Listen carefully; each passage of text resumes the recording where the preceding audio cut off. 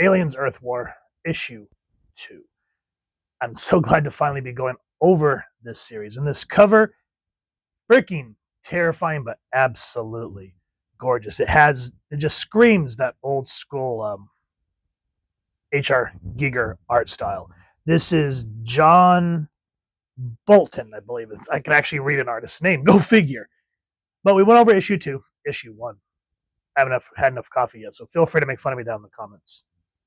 But before we dive into this epic issue, let's talk about who made it. This is Mark Verheiden doing the art, Sam Kieth doing the art, Mark Van Heiden doing the writing, Sam Kieth doing the art, Pat Brousseau doing the lettering, Monica Livingston doing the colors, Diana Schultz was the editor, and John Bolton was the cover artist.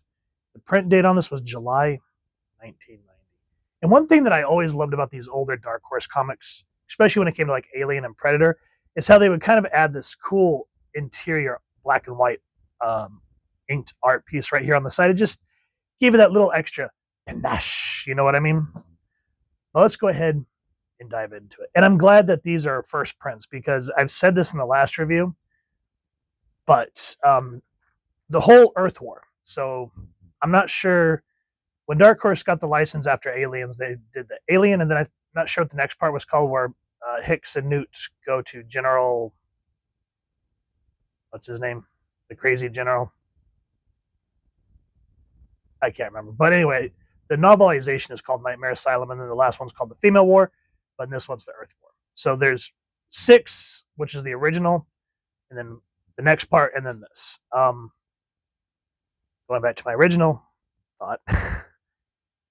Once the Abomination, that was Alien 3 that came out, this basically became Extended Universe. And so any reprints and the novelizations, Hicks became Wilkes, Newt became Billy, Acheron became a planet called Rim, and a lot of things were changed. And I said this before, and correct me if I'm wrong, but in the novelization, The Female Wars, when Ripley finally returns, she's an android and not Ellen Ripley. So it was just kind of frustrating in that regard. So if you're going to get these, make sure you get the old school original prints. So here we see Newt laying down. It goes, at night, I just want to sleep to forget.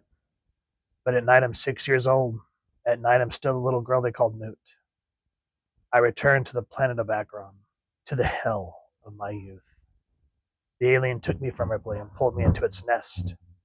In truth, Ripley came back for me, but in the cold remnants of my dreams, she never comes. And I just love how we get this warped version of her younger self from the Aliens film with the alien egg in front of her there towards the end. It's just nightmare fuel. And it just shows that how strong the Queen Mother is exerting her dreams upon certain individuals.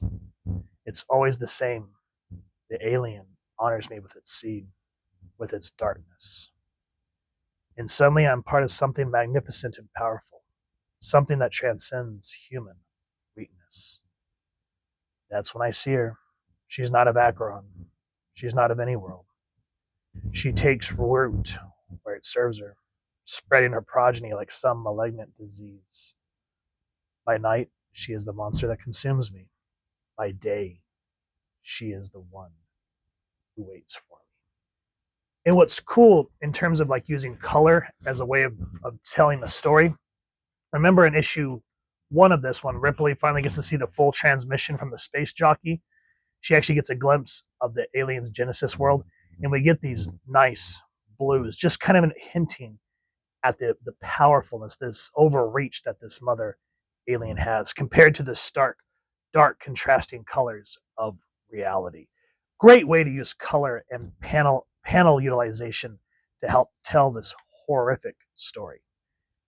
Now some backstory, because if you haven't read the first 2, or at least the last Alien arc where Newt finally gets to see transmissions from Earth, there's a family down there, or kind of a faux family, I guess you could say, and they're trying to survive. There's Paul, Uncle Paul, and then I can't remember his name.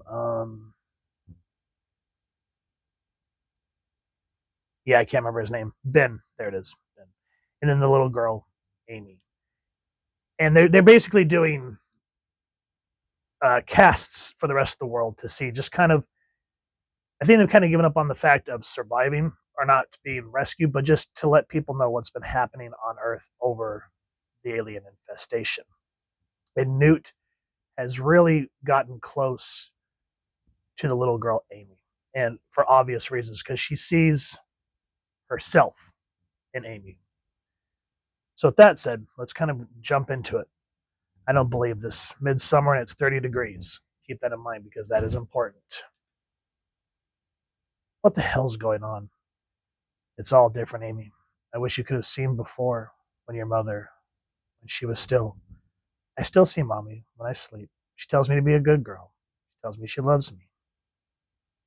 Sometimes I think I've been bad, and that's why the monsters came. That's why they took Mommy from us. Amy, no. And so he's saying, Ben, give me a hand. Great world, isn't it? The automatics will probably hum right into the next century. Too bad none of us will be around to enjoy it. Damn it, Paul, not now. What do you mean, not now? You think if we ignore them, they'll just go away? Look around you, man. This isn't Earth anymore. It's a new world. That's enough. What do you want me to say? That you're right? That it's over? So you can see how the tensions are stretching. But they're trying to do another uplink. And Newt has, because everyone's on Gateway Station saying, please let me know if you get any casts from this family. Because there for a while, they weren't receiving anything. So we knew we'd never meet. But I knew her, knew what she was thinking, what she was feeling. I knew the shrill sound of her screams. Much of what happened on Acheron has become a blur. Time softens the memory into a swirl of blood and shadow. The innocence of youth is both a strength and a weakness. There's time to heal, but you have the same long years to remember, to dream. And so Ben here is saying it's difficult to be sure, but the tunnels appear to converge into a central locus, like spokes on a wheel. I used to wonder why they reclaimed themselves, filled their world with the decay of death. And then I realized they're immersed in death. They surround themselves with it. Perhaps that terrible, sheer finality is the only thing they truly understand. And so they're saying that with all, there's the aliens, essentially were secluded, but now they're starting to vary in their nest making, being right out in the open. And I just love this horrific look. And then, of course, we get the full color of what we saw at the beginning. And then we get this really cool camera point of view of what Newt is seeing. She goes, let's move back to the tunnels. I don't like this.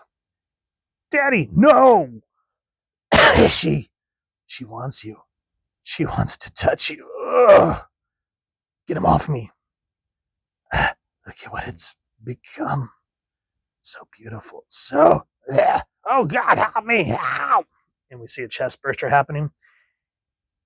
And Newt is just seeing all this terror that Amy is going through. And she leans against the viewport and she goes, oh, God, not again. And I love these little viewports that they're using for Gateway Station. Instead of using these cool, like high-tech monitors like Star Trek, I love how everything has this very much like steampunk, like industrialization look about it. She goes, not again. I wanted to steal a ship, a transport, anything. But I knew the child's only hope was Ripley's way. It was the only hope any of us have. Everyone I'd ever loved had been taken by the alien. Not this time. And so Hicks is saying that I don't want to go on this, Ripley. This is another suicide mission. She goes, you're scared. It's like, we're all scared, Ripley. You know what the alien can do. That doesn't scare you, not as much as knowing that they're still out there. And there's something that we can do to stop them. None of us will know any peace until it's over. Earth's gone, overrun by those damn things. What's changed? Nothing. Everything. I spent the last 15 years seeing her, feeling her, hoping the visions would stop. So at this point, Hicks has essentially said, no, I'm not doing this. I'm not going to keep pressing my luck.